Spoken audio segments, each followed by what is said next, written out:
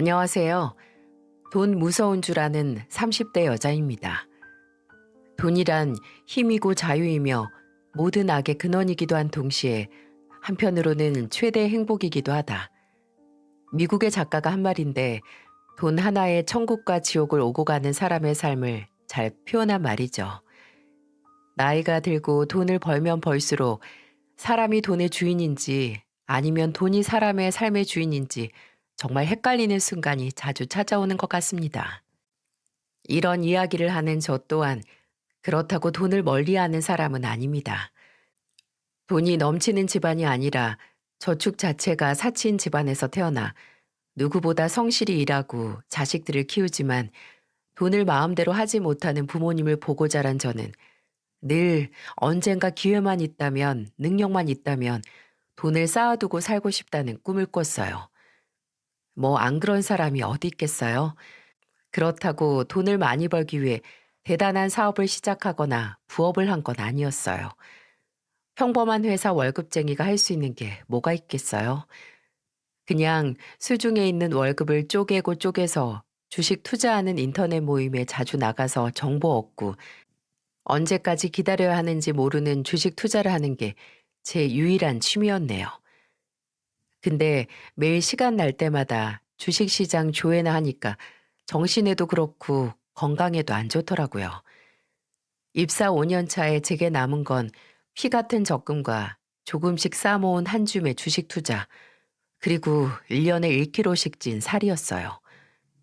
그나마 오래 주식을 하기 위해서 필요한 건 인내심인데 이 인내심이 어디서 나오겠어요? 다 체력이죠.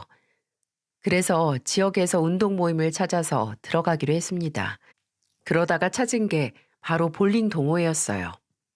그리고 그곳에서 돈벌레, 아니, 제 남편을 만나게 됐죠. 남편은 동호회 총무였는데 첫인상은 굉장히 카리스마 있고 리더십 있는 사람이었어요. 신입 회원들에게는 기존 회원이 1대1로 붙어서 볼링을 가르쳐 줬는데 저를 가르쳐 준 사람이 바로 남편이었죠. 볼링 초짜라서 기본적인 자세나 용어도 모르는 제게 친절하게 가르쳐 줬어요. 그때까지는 남편에게 뭐 이성적인 설렘이 아니라 뭔가 든든한 큰오빠 느낌을 더 많이 받았습니다. 그래서 처음 남편이 제게 이성적인 호감으로 다가왔을 때 밀어낼 수밖에 없었어요. 남자로는 안 보였거든요. 근데 사람 마음이 참 가벼운 게 매일 먼저 연락하고 동호회에 나가면 내 볼링 신발이랑 공 챙겨주는 사람이 없으니 뭔가 허전하더라고요. 이래서 습관이 무섭구나 싶었는데 어쩌면 이게 남편의 계획이었을지도 몰랐네요. 그 후로는 제가 먼저 연락을 하고 다가가게 됐고 그렇게 저희는 연인이 되었습니다. 남편은 그 당시 같은 볼링 동호회에 소속되어 있던 본인의 지인과 개인 사업을 시작하는 단계였어요. 남편은 성공에 대한 야망이 큰 사람이었는데 남편과 진지한 관계가 될수록 이런 목표의식과 비전이 굉장히 큰 매력으로 다가오더라고요. 돈을 써야 할 곳, 아껴야 할 곳에 대한 본인의 생각이 확고한 사람이라서 이 사람과 같이 산다면 돈은 슬슬 모이겠구나 하는 웃긴 생각도 들었답니다. 그때까지만 해도 우린 닮은 점이 많고 가치관도 잘 맞으니까 정말 결혼을 한다면 잘 살 수 있을 거라고 생각을 했어요. 그래서 연인이 되고 3년 뒤 남편의 사업이 약간 안정기에 들어섰을 때 결혼을 하게 됐고요. 하지만 그때 먼저 알아야 했습니다. 저희는 닮은 구석이라곤 하나 없다는 사실을요. 남편과 결혼 준비를 하면서 또 하나 자세하게 알게 된 점이 있다면 바로 남편의 성공에 대한 갈망이 본인 아버지의 투자 실패를 보고 커졌다는 거였어요. 결혼 약속을 하고 얼마 지나지 않아 남편이 그 당시 살고 있던 오피스텔에서 같이 맥주 한잔 하다가 그러더라고요. 시아버지는 퇴직 후 친구분들과 함께 투자 강의를 듣고 다니며 퇴직금을 불리려고 하셨는데 그게 그만 잘못돼서 퇴직금도 몽땅 날리고 빚까지 져서 하나 있던 집마저 팔아야 했다고요. 부모가 독단적인 투자로 집안 살림을 말아먹었으면 솔직히 자식으로서 원망도 될 텐데 남편은 오히려 그런 아버지를 더 존경한다고 하더군요.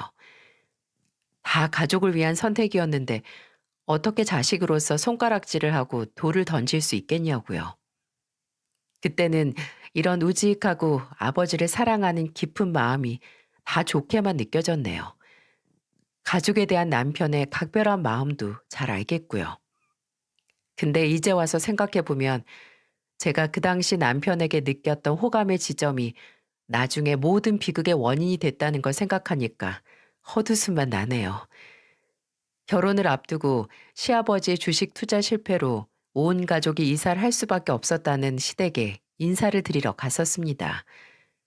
낡은 외관의 작은 빌라였는데 실제로 들어갔을 때 크기는 20평대 초반처럼 보였어요. 곰팡이가 여기저기 쓴 천장과 누렇게 뜬 벽지, 당장이라도 바퀴벌레가 나올 것 같은 분위기, 3명 이상이 움직이면 숨이 훅 막힐 정도로 작은 집에 시부모님과 취업을 준비하고 있다던 시누이가 함께 살고 있다는 점, 모두 다른 의미로 제 마음을 복잡하게 했지만 이런 것보다 제가 놀랐던 건 바로 시부모님의 상반된 성격 때문이었어요.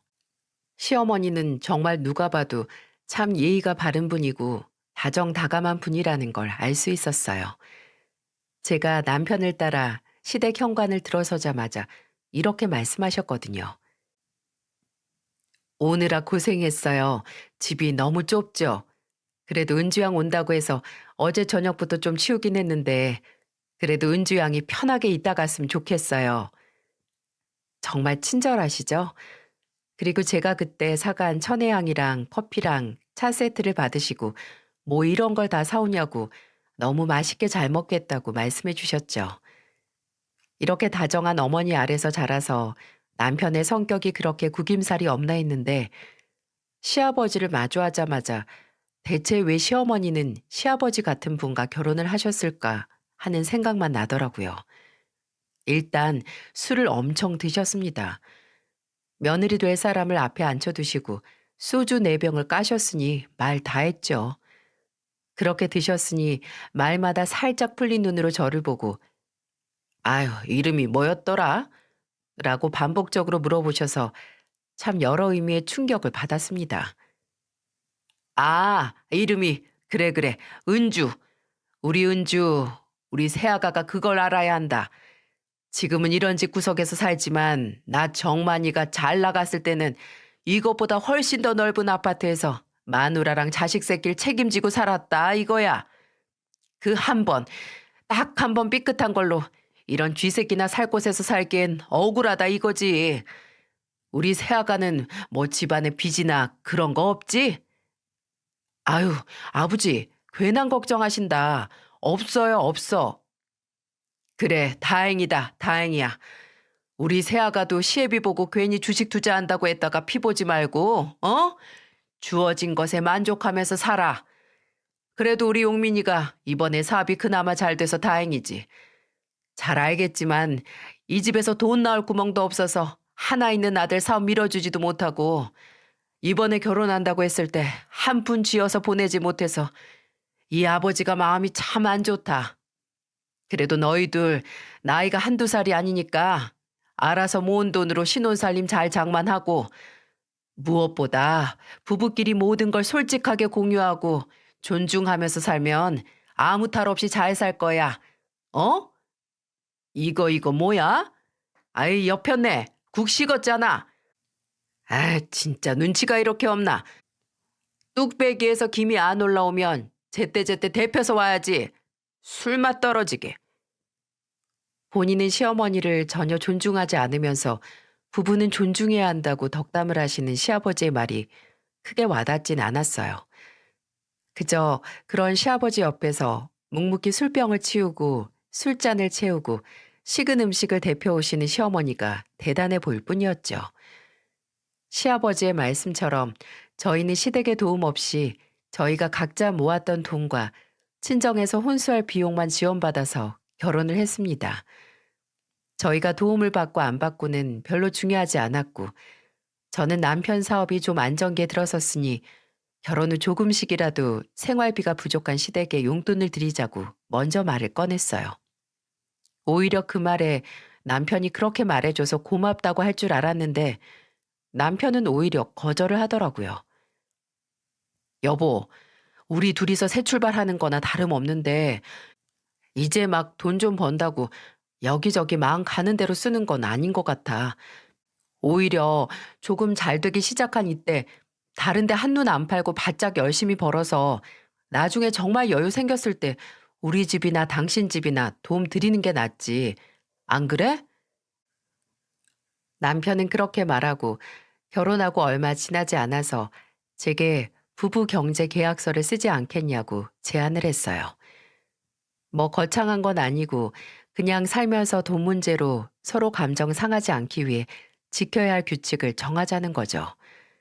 저도 가족이 살면서 서로 크게 상처를 받는 원인 중 하나가 모두 돈이라고 생각을 해서 남편의 제안이 나쁘지 않다고 생각을 했습니다.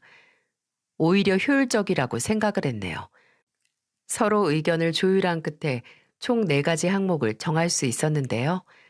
첫 번째는 모든 재산을 공동으로 관리한다.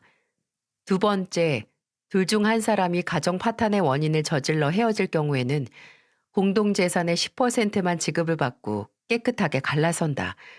세 번째, 양가 가족들에게 들어가는 돈은 공평하게 모두 똑같이 쓰고 위급하게 금전적인 도움이 필요할 경우 서로 상의하에 결정한다. 네 번째, 한 달 생활비는 70만 원 이상을 넘지 않는다. 서로 철저하게 동의를 하는 항목을 다 적고 아예 서명에 지장에 남편과 저는 우스갯소리로 뭐 돈 때문에 결혼하는 쇼윈도 부부 같다고 웃었습니다. 지장을 찍긴 했지만 그저 남편과 제가 서로에게 하는 약속을 강조하기 위함이기 때문에 뭐 법적인 공증은 받지 않고 보관만 하기로 했어요. 그때는 이런 계약서가 뭔가 정없고 형식적이란 느낌보다는 남편과 저의 가치관이 같다는 걸 확인하는 계기가 됐다고 생각했어요.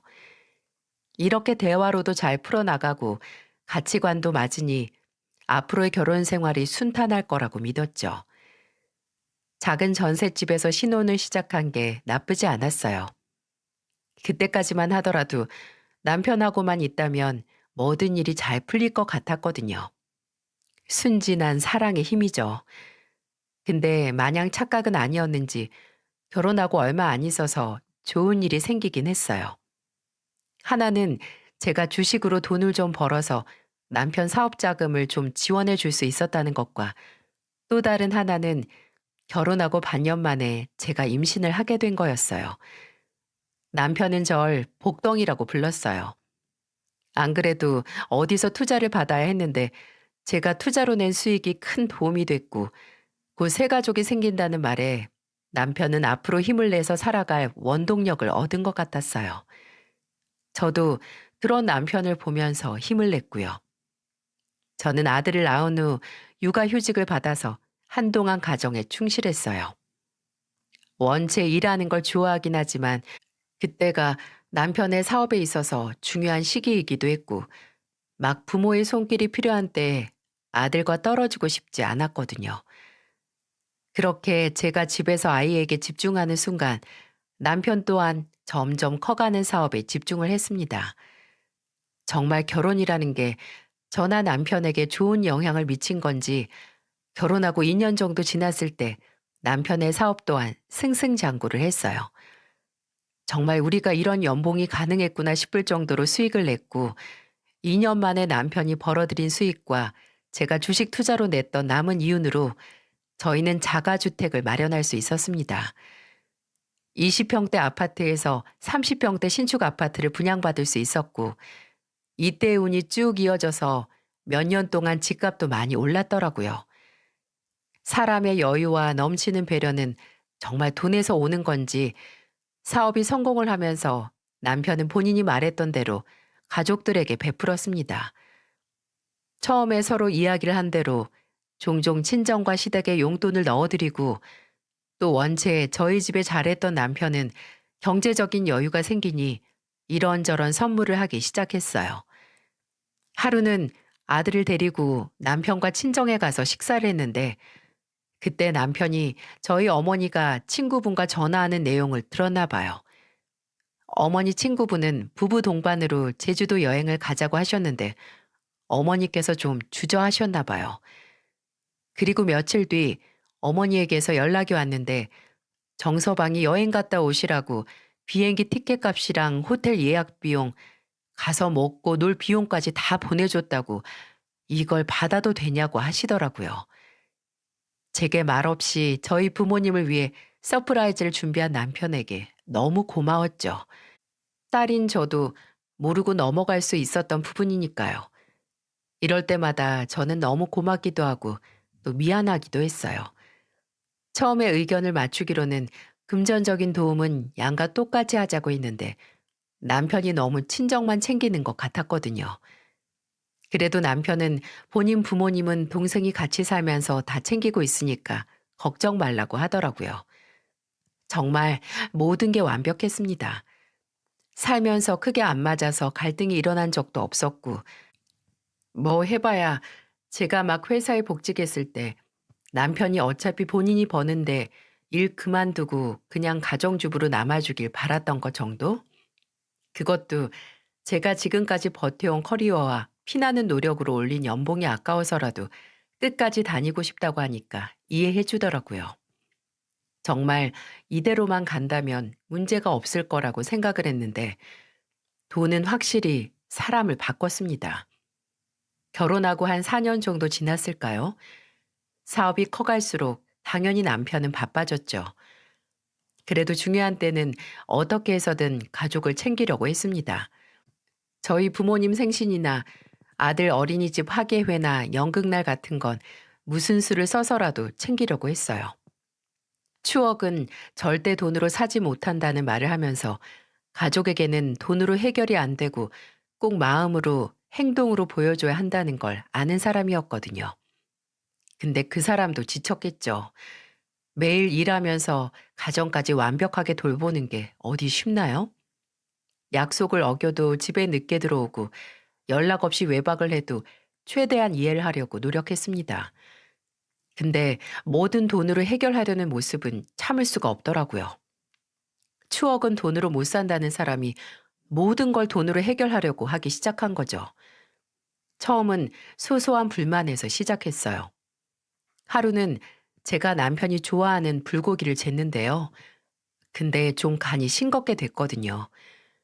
오랜만에 제가 만든 불고기 먹는다고 좋아하던 남편이 기대라며 맛을 봤다가 실망을 했는지 먹자마자 이러더라고요. 이게 뭐야? 밥 반찬 이렇게 싱거워도 돼? 뭐 돈이라도 좀 쥐어줘야 맛있게 만들래? 저는 이 말이 기분이 나쁘더라고요. 제가 이 집에 고용된 가정부도 아닌데 왜 저렇게 말할까? 간이야 다시 하면 되는데 하고 생각을 했어요. 그래서 무슨 말을 그렇게 하냐? 내가 돈 받고 이 집에서 일하냐고 하니까 농담이랍니다. 제가 예민하대요. 근데 거기서 뭐 불고기를 던지면서 싸울 일도 아니고 저도 그날 후로 남편 보면 돈 줄게. 살 좀 뺄래? 돈 줄 테니까 좀 잘생겨져 볼래? 라고 농담처럼 던졌어요. 그랬더니 그런 농담을 남편이 안 하더라고요. 또 정말 오랜만에 가족들끼리 외식을 가거나 놀러 가도 계속 휴대폰만 보고 몇 분에 한 번씩 전화하러 가는 걸 봐도 이럴 거면 뭐하러 나왔나 싶었어요. 그리고 남편이 정말 돈에 영혼을 판 사람 같다고 느낀 사건은 따로 있었는데요. 함께 가려던 식당에 줄이 좀 서 있잖아요. 그럼 갑자기 직원을 불러서 몇만 원 쥐어주더니 알아서 우리 가족 먼저 들어가게 좀 해줘요. 라고 하는 겁니다. 어린아들이 보는 앞에서 돈을 내고 당당하게 새치기를 하려는 그 모습이 왜 그렇게 위화감이 드는지 그날 저는 집으로 돌아와 남편에게 말했어요. 당신 요새 돈 많이 버는 건 아는데 그래도 우리 혜준이 보는 앞에서는 돈으로 뭐든 해결하려는 모습 안 보여줬으면 좋겠다고요. 애 교육상 좋지 않잖아요. 근데 그 말을 듣고 남편이 픽 웃으면서 뭐라고 했는지 아세요?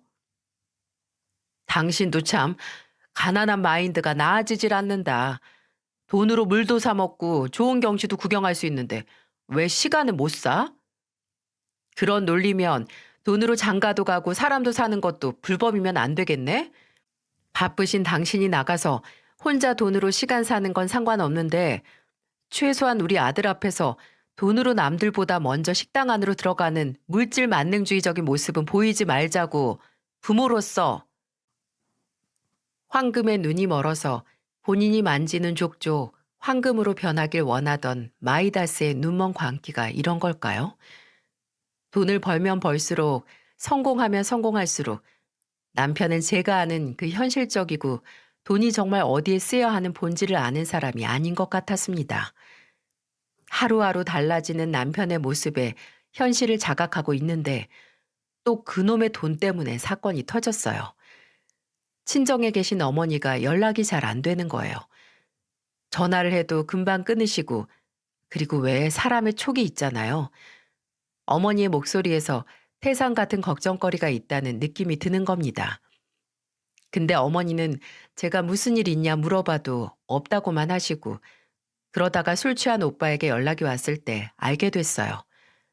오빠는 꼬이는 혀로 뭐라 이해할 수 없는 소리를 하더니 그러더라고요. 미안하다, 은주야. 못난 오랩이라서 미안해. 아버지, 어머니, 죄송해요.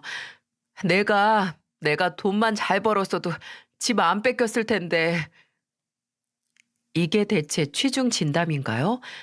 제가 아무리 그게 지금 무슨 소리냐고 물어도 이미 취한 오빠는 그대로 잠에 든 건지 대답이 없더라고요. 그래서 다음날 어머니에게 찾아가서 오빠가 어제 술 취해서 이런 소리를 했는데 대체 그게 무슨 일이냐고 물었어요. 알고 보니 오빠가 운전을 하다가 사고를 냈고 살림 미천이었던 트럭은 폐차를 해야 할 수준이고 피해자에게 합의금까지 줘야 해서 돈이 필요하다고 부모님을 찾아왔었대요. 그래서 부모님은 집을 담보로 대출을 받아 오빠에게 줬다는 겁니다. 문제는 여기서 끝이 아니었어요. 제가 알기로는 어머니께서는 담보대출을 받지 않아도 될 정도로 모아두신 목돈이 있었거든요. 적금을 탄 지 몇 년 지나지 않으셨고 저희 부모님께서는 정말 알뜰하신 분들이라서 저축도 꼬박꼬박 잘하셨거든요.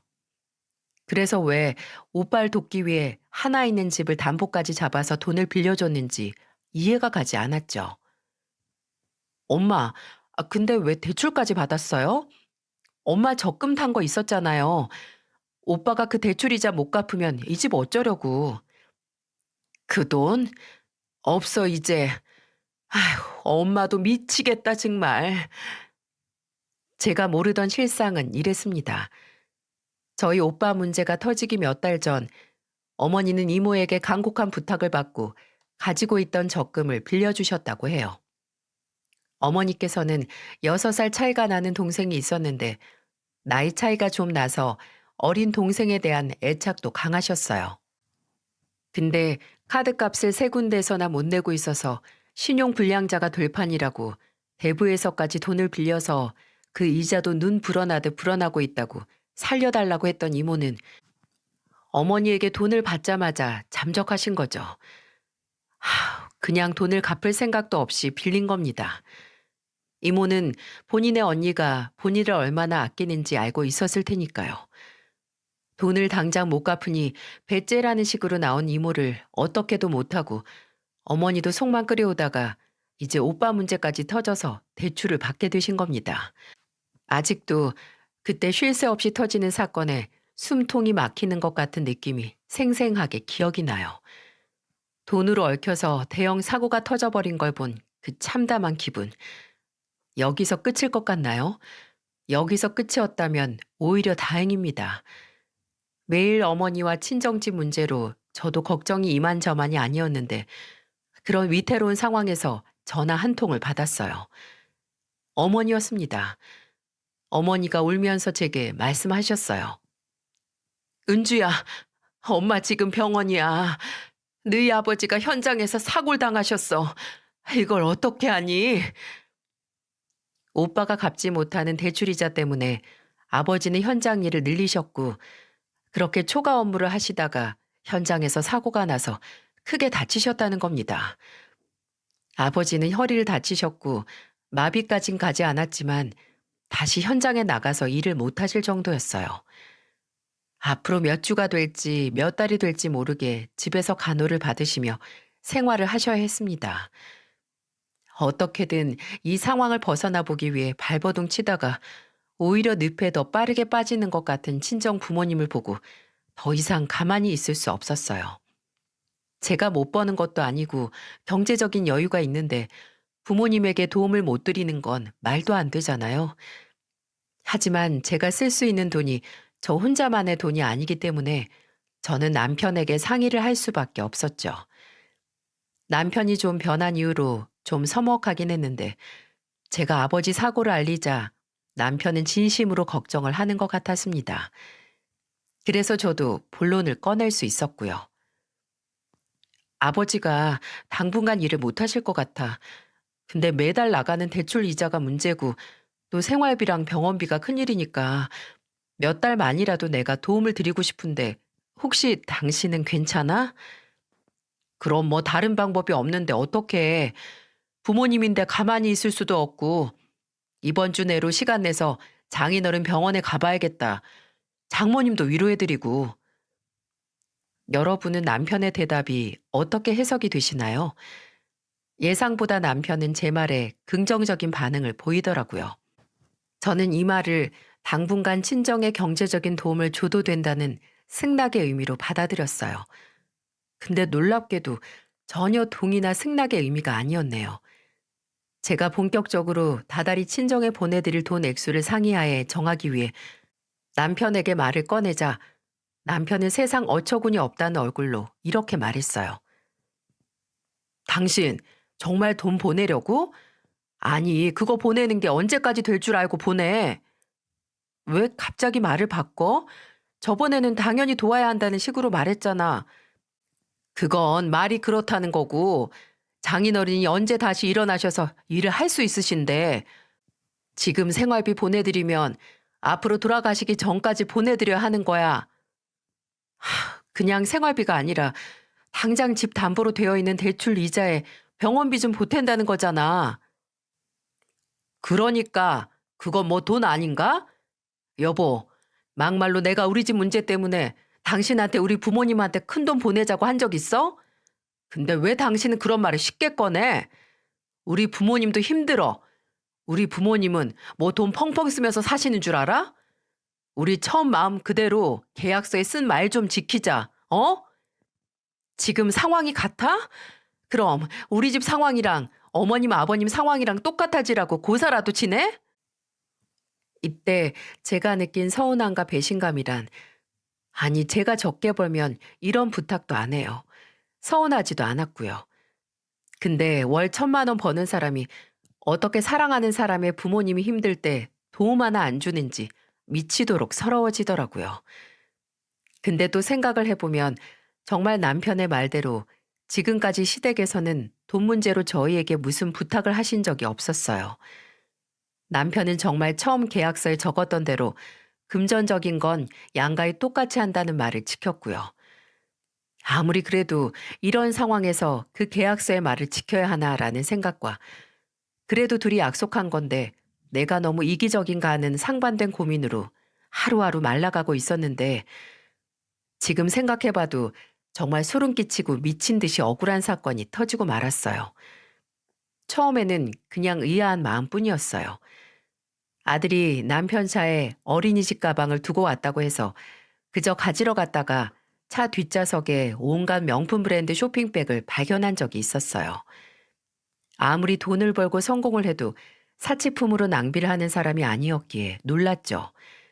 그래서 제가 차에 있는 옷이나 신발 같은 거 다 뭐냐고 물으니까 사업하면서 만난 사람들한테 받은 선물이래요. 연말에 이래저래 고마웠다고 답례처럼 줬다고요. 그렇다고 명품 옷이나 벨트를? 하고 이상하게 생각하긴 했지만 그렇다고 아예 불가능한 일은 아니기에 그러려니 했습니다. 근데 선물은 개뿔. 하루는 남편이 술에 잔뜩 취해서 들어온 날이 있었어요. 그게 뭐 놀랍지도 않았습니다. 원래 일 핑계대고 술을 자주 마시기도 했고 술 마시면 사무실에서 잔다고 외박한 적도 많아서요. 술에 취해서 살이 분간 못하는 남편은 침대에 누이고 저는 남편이 입고 있던 정장 자켓을 벗겨서 옷걸이에 걸려고 하는데 그때 안주머니에서 뭔가 묵직하게 쩌그럭거리는 느낌이 나더라고요. 뭐지? 싶어서 봤더니 시계에 관심이 없던 저도 아는 정말 고가의 시계더라고요. 이게 왜 여기 있을까? 언제 산 거지? 싶었는데 이렇게 풀어서 안주머니에 넣어둔 것도 뭔가 어색하잖아요. 묘한 기시감과 불안감이 들기 시작했어요. 그리고 그때 제 눈에 들어온 게 바로 남편의 휴대폰이었어요. 결혼하고 5년 동안 단 한 번도 남편의 휴대폰을 확인할 생각도 못 했는데 그때는 뭐라도 확인을 해야겠더라고요. 그래서 자고 있는 남편 지문으로 휴대폰 잠금 해제를 해서 천천히 하나둘 확인했습니다. 카드 내역과 은행 잔고 조회. 그러다가 와, 이게 대체 뭐죠? 정말 문제가 될 만한 건 바로 사진 폴더와 문자 내역에서 확인을 할 수 있었어요. 다 확인을 못할 정도로 오래 남편은 시댁 식구들에게 어떤 종이를 찍어서 보내고 있었어요. 그리고 그 사진에 나온 건 통장 명세서였어요. 저는 전혀 모르는 계좌번호에 은행 로고가 적힌 이 인간이 비자금 통장을 만들었더라고요. 마지막 날짜로 찍혀 있는 명세서에 있는 잔고 금액은 제가 저희 부모님께 보내드리자고 하려던 병원비가 웃을 정도로 큰 금액이었어요. 그리고 본인은 한 번도 제게 말없이 챙긴 적 없다던 시댁 식구들에게 그 통장에서 몇 년 동안 저 모르게 금전적인 도움을 주고 있었다는 겁니다. 시어머니와의 문자에는 다달이 100만 원이 되는 송금 명세서를 찍어서 인증하는 내역이 있었고요. 시아버지와는 중고차를 사들이기 위해 비자금 통장에서 돈을 송금했다는 명세서를 찍어서 보낸 기록도 있었어요. 시누이에게는 이직 선물로 명품 가방이라도 사서 들고 다니라는 송금 명세서 사진도 있었습니다. 이 외에도 정말 수십 건이 되는 명세서를 찍어 시댁 식구들에게 보냈더라고요. 한동안 움직일 수가 없었어요. 어두운 거실에서 안방에서 들려오는 내 편인 줄 알았던 남의 편이 코 고는 소리를 들으며 몇 년 동안 날 속여온 기록이 고스란히 남아있는 남편의 휴대폰을 들고 가만히 있었습니다. 몇 천만 원짜리 시계를 비롯한 사치품들도 아마 이 통장에서 뺐었던 거겠죠. 가만히 생각을 해보니 어쩌면 이러려고 저와 계약서를 쓴 건 아닌가 싶었어요. 기억하시나요? 세 번째 조항이었던 양가 가족들에게 들어가는 돈은 공평하게 모두 똑같이 쓰고 위급하게 금전적인 도움이 필요할 경우 서로 상의하에 결정한다. 이런 말로 지가 종종 친정에 서비스를 하는 건 세상 생색을 내고 제게 고맙다는 말은 다 듣고 본인은 아닌 척 뒤로는 시댁의 돈이란 돈은 다 빼돌리려는 계획이 아닐까 싶었어요.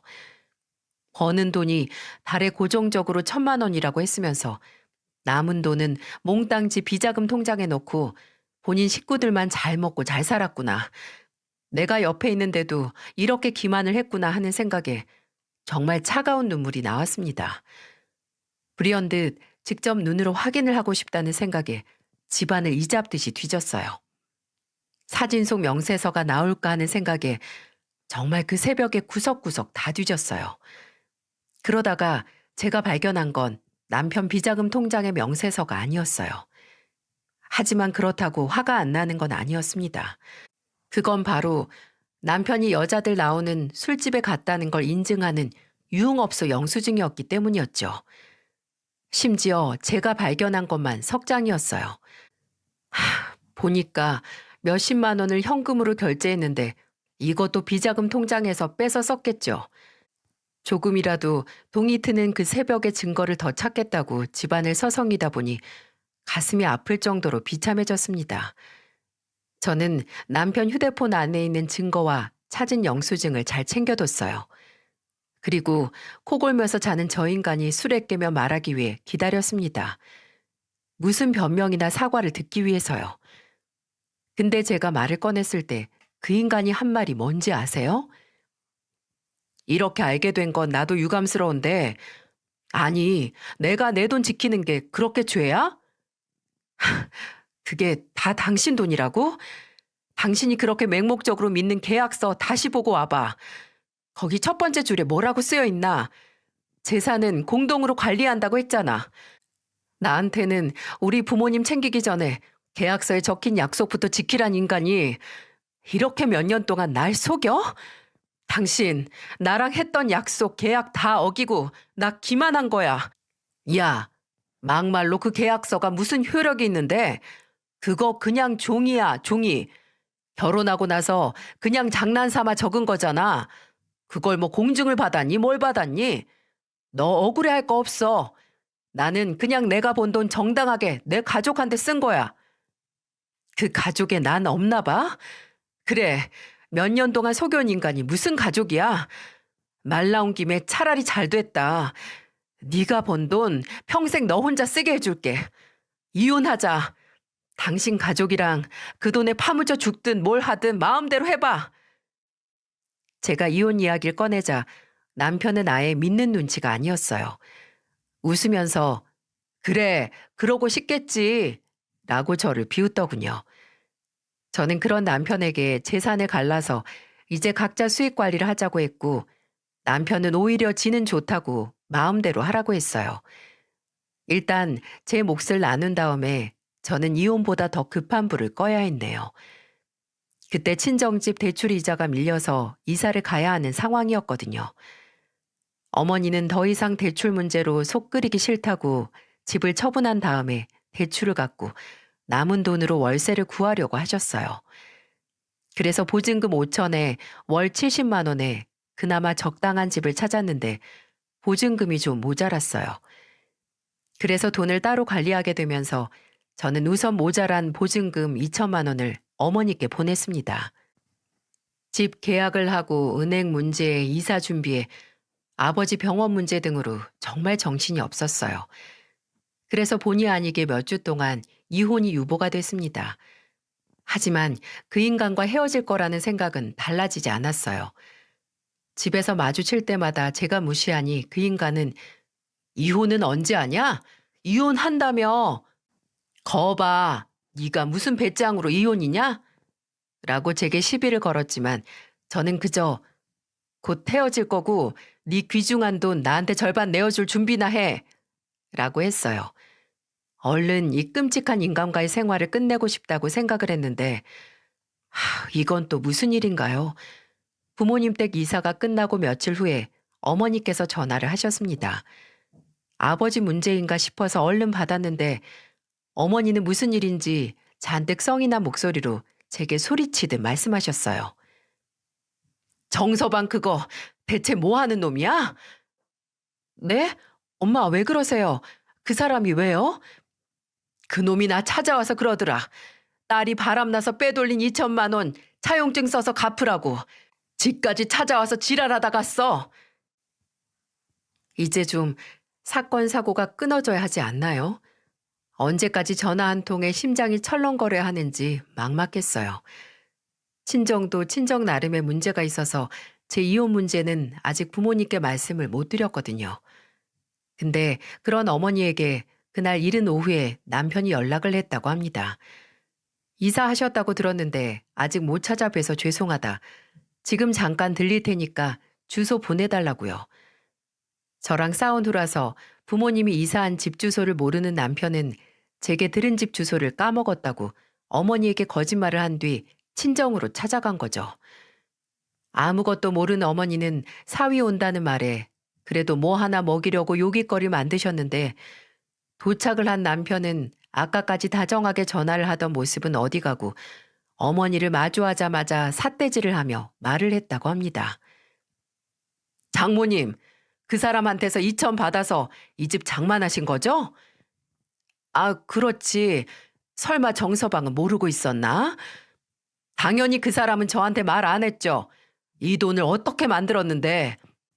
장모님 딸이 저랑 혜준이 버리고 회사에선지 어디선지 바람나서 저한테 이혼하자고 했어요.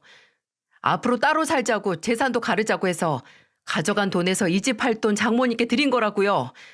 당신 딸이 내 돈 가져갔다고. 뭐라고? 정서방, 그게 지금 무슨 소리야? 이 돈 은주가 우리 돕는다고 본인이 모은 목돈이라고 준 건데. 그리고 바람은 무슨 바람이야? 은주가 왜 바람을 펴? 그럼 뭐 아무 믿을 곳 없는데 애 딸린 여자가 덜컥 이혼하자고 하겠어요? 다 믿는 구석이 어디 하나 있으니까 나랑 이혼하겠다고 위자료 운운하면서 큰소리치지.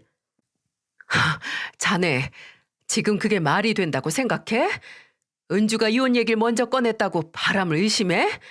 그게 아니라 자네 행동을 돌아봤었어야지. 지금 나한테 와서 하는 행동만 봐도 자네 지금 정상 아니야. 다 됐고 당신 딸이 나한테 가져간 돈 2천만 원 그거나 갚아요. 이런 집구석에서 당장 2천만 원이 나올 수 없겠으니까 기간 정해두고 그동안 갚겠다고 각서 쓰고 지장 찍는 걸로 봐줄 테니까. 어? 나는 당신 딸만큼 멍청하지 않으니 변호사 공증 확실히 받을 거니까 행여 안 갖고 튈 생각하지 말고요. 딴 생각하면 바로 압류 걸 테니까. 돈 벌고 나서 일이 속이 개미 목구멍만큼 좁아지는 인간도 없을 것 같네. 일 없으니까 각선이 뭐니 헛소리 하지 말고 나가. 자네는 지금 돈 받으러 다닐 때가 아니라 병원 가서 정신검사부터 싹 다시 해야 돼. 당장 나가. 안 나가? 어머니는 그 인간을 집에서 쫓아내시긴 했지만 영문 모르고 당하게 된 일에 충격이 가시지 않아 제게 바로 전화를 하신 겁니다. 아니, 이게 말이 되나요? 제가 집 비자금 통장에 있는 돈을 빼서 저희 어머니에게 드린 것도 아니고 제가 먼저 지 가족에게만 돈을 퍼주고 있어서 저도 제 돈으로 제 가족 돕는 건데 차용증이 웬 말이냐고요. 그리고 바람은 또 무슨 신박한 헛소리인가요? 저는 일단 어머니를 진정시키고 제가 해결한 뒤에 다시 연락을 드리겠다고 했어요. 그리고 퇴근하자마자 집에 가서 그 인간이랑 단판을 지으려고 했는데 이대로 끝을 내기엔 너무 억울해서 일단 시댁으로 향했습니다. 우리는 약속을 했거든요. 뭐든 양가에 똑같이 하기로요. 시누이는 아직 안 들어오고 시부모님만 계셨는데 연락도 없이 찾아온 절 의아하게 보는 두 분께 말했어요. 어머님, 아버님, 저 결혼하고 신혼 때 제가 주식 투자했던 돈 남편 사업 자금으로 줬던 거 아시죠? 근데 남편이 그렇게 제 도움 받아서 승승장구한 그 사업으로 번 돈 지금까지 몇 년 동안 수입도 숨기고 어머님이랑 아버님한테 드리고 있던 거 알고 계세요? 여기서도 어처구니가 없던 게 두 분 표정을 보니 남편이 저 몰래 돈을 주고 있다는 걸 알고 계시더라고요. 시어머니는 저를 쳐다도 못 보시고 대답도 못 하셨고요. 시아버지는 너무나 당당하게 그게 뭐? 라고 하셨습니다. 그래요. 이제 와서 더 놀랄 것도 없죠. 근데 이번에 저희 친정 부모님이 너무 힘드셔서 그것 좀 도와드리고 싶다고 하니까 절대 안 된다고 거품 물더라고요. 지는 저한테 수입 속이고 빼돌린 돈으로 여자 끼고 술 퍼마시고 다닌 주제 5년이 넘도록 같이 산 저한테 이제 와서 저는 재산에 대한 권리가 없다고요? 이게 말이 된다고 생각하세요? 이야, 은주야. 남자가 사업하다 보면 다 따로 비상금 마련해 둘 수도 있고 사람들 만나다 보면 이런저런 데 가서 술 먹을 수도 있는 거지. 너는 뭐 그렇게 까칠하게. 그리고 그 돈 용민이가 번 돈이니 당연히 우리도 받을 수 있는 거지. 까칠한 게 아니라 이렇게 반응하는 제가 정상인 거죠. 처음에는 공동재산이고 서로 동의 없이 양가에 금전적인 도움 주지 말자고 했던 당신들 아들이 야비하고 비열한 거라고. 그 인간이 번 돈이니까 그 인간만 써야 한다고? 그럼 난 5년 동안 내가 그 인간 뒷바라지에 애 키우고 한 건 그냥 공짜로 한 거겠네요? 그렇다고 나는 그 인간하고 같은 수준은 아니니까 초기 자본 비용 내 도움 있었다고 지금까지 그 인간 돈으로 도움받은 거 내놓으라고는 안 할게요. 어차피 곧 있으면 남남들 사이에 돈 잘 벌고 성공한 아들이 가정은 개판으로 굴리고 있었다고 같이 사는 아내 사람 취급도 안 했다는 거 잘 알아두시라고요. 그 인간이 저희 어머니한테 가서 지랄했던 것처럼 지랄하고 왔습니다. 그리고 역시나 제가 다녀가고 나서 시부모님은 남편에게 연락을 하셨나 봐요. 매일 밤 11시 전에는 들어오지도 않던 인간이 그날은 8시 전에 칼같이 들어와서 제게 눈을 부라리며 그러는 거예요. 야, 너 미쳤어? 왜 우리 부모님을 찾아가서 그 지랄을 해? 너는, 너는 안 미쳐서 우리 엄마 찾아가서 그 지랄 했냐? 뭐? 바람? 너 정말 돌았니? 무슨 의처증도 아니고 이혼 얘기 꺼냈다고 바로 바람이라고 확신하고 우리 엄마한테 가서 그딴 말을 해? 너도 생각을 한번 해봐라. 너 솔직히 기다렸다는 사람 마냥 나한테 이혼하자고 했잖아. 남편이라는 게 결혼 생활 내내 날 기만한 희대 쓰레기라서 이혼을 결심하게 되길 내가 기다렸다고? 그래서 그 기대에 부응해서 쓰레기짓 인증한 거니?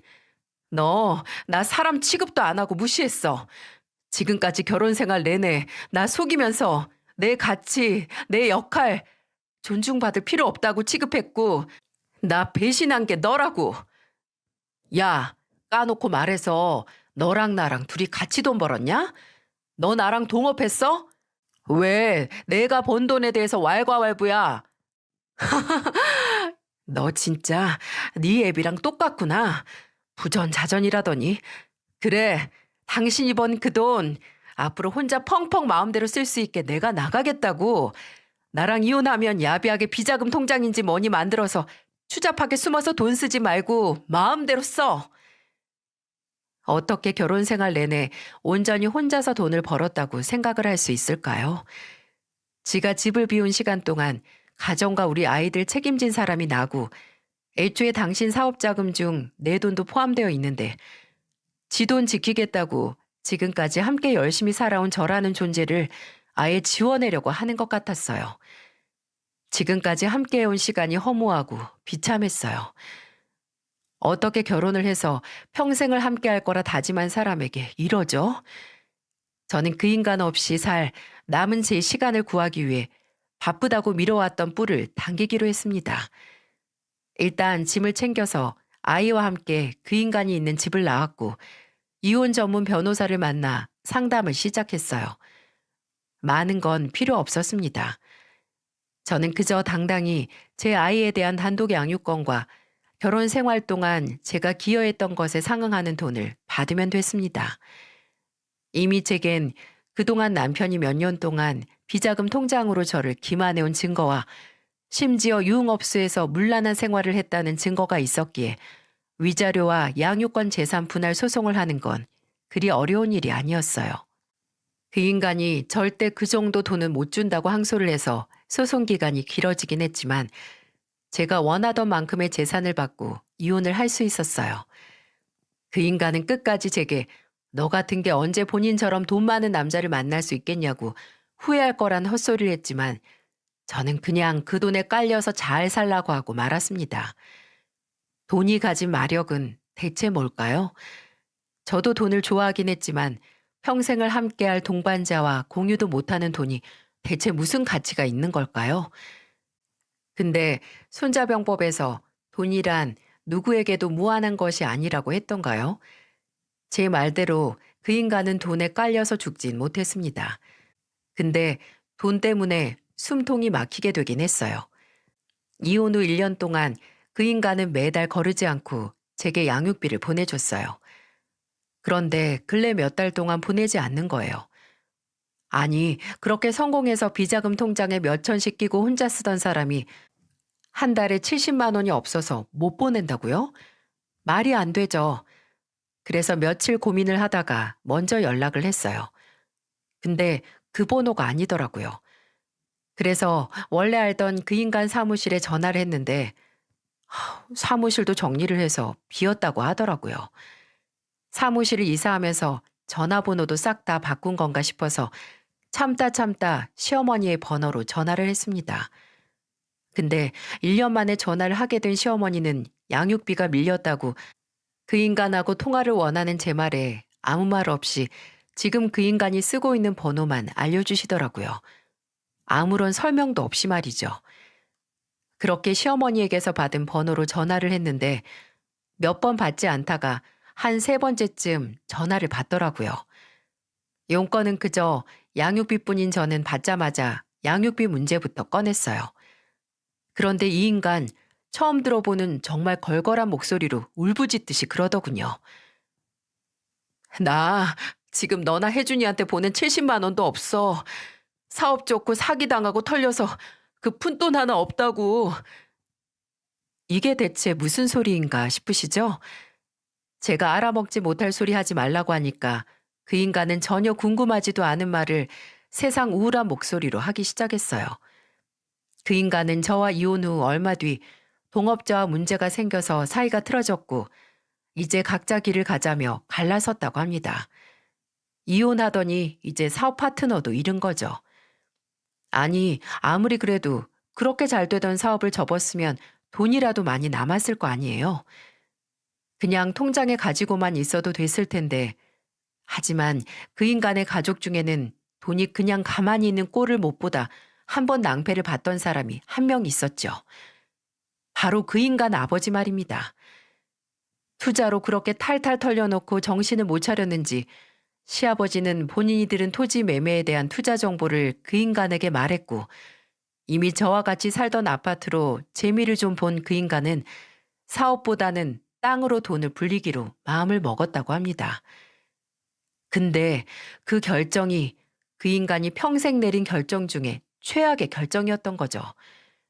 저를 속이고 비자금 통장을 만들게 된 결정만큼 말입니다. 간단하게 말하자면 시아버지가 아들에게 물어준 투자 정보는 기획부동산 사기였어요. 돈으로 돈을 불리려고 하다가 전부 날리게 된 거죠. 그 인간은 지금 그 유령 부동산 관계자들 소송하고 고소하다가 돈만 더 날렸다고 너나 애한테 줄 돈 없으니 본인 좀 내버려 두라고 울더라고요. 제가 이걸 불쌍하게 여겨야 하나요? 저는 그래, 유감이다. 근데 나도 애 키우면서 들어가는 돈 필요하니까 받을 돈은 받아야지. 돈이 얼마나 무서운지 당신이 제일 잘 알잖아. 나는 뭐 국가의 지원을 받던 할 테니까 당신은 선 지급 후 추징으로 나중에 돈 생기면 그때 나라에 갚던가 고소당해서 압류를 당하거나 해. 라고 말하고 끊어버렸어요. 돈 문제로 세상 모든 사람에게 동정심이 생길 수 있어도 절대 이 인간에게만은 생길 수가 없겠죠. 저는 돈을 원하고 좋아함과 동시에 또 돈의 무서움을 알고 있어요. 그리고 제가 번 돈으로 제가 사랑하는 사람, 내게 소중한 사람을 행복하고 편안하게 하는 기쁨을 알고 있습니다. 이렇게 잘 쓰고 잘 돌아간다면 모두가 행복해질 수 있는 돈이라는데 한 번 잘못되면 걷잡을 수 없는 비극을 초래한다는 게 바로 돈의 무서움이지요. 재산이 많은 사람이 그 재산을 자랑하고 있더라도 그 돈을 어떻게 쓰는지 알 수 있을 때까지는 그 사람을 칭찬하지 말라는 말이 있죠. 돈은 고여있는 그 자체가 아니라 누군가에게 어떤 의미로 쓰이는가로 가치가 판명되는 것 같아요. 그리고 그 가치를 떨어뜨리는 사람에게는 돈도 그 사람을 떠나고 싶었나 보네요. 이혼으로 인해 부수적으로 많은 재산을 얻었지만 저도 이 돈이 제가 받았던 상처만큼의 가치를 가질 수 있도록 제가 사랑하고 소중히 여기는 사람과 충분히 나눠야겠습니다. 이야기를 들어주신 모든 분들께서 부자가 되셨으면 좋겠고 또 그만큼 가치 있는 곳에 돈을 쓰시길 바랍니다. 감사합니다.